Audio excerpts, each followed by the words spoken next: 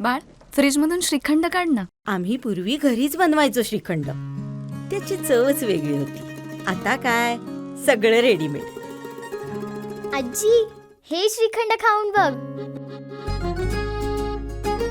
आज तुझ्या आईनं घरीच बनवलं की काय? हे आहे गोकुळचं श्रीखंड. अगदी जिभेवर रेंगाळणार. जिभेवरच नाही तर मनावरही रेंगाळणार. गोकुळ श्रीखंड, मनावर रेंगाळणार.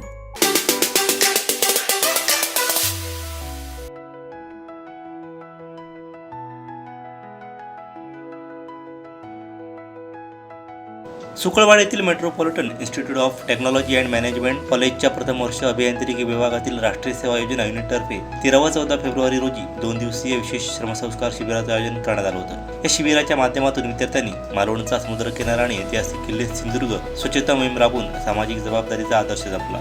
शिबिराच्या पहिल्या दिवशी मालवणमधील प्रसिद्ध चिवला बीच येथे स्वच्छता मोहीम राबवली.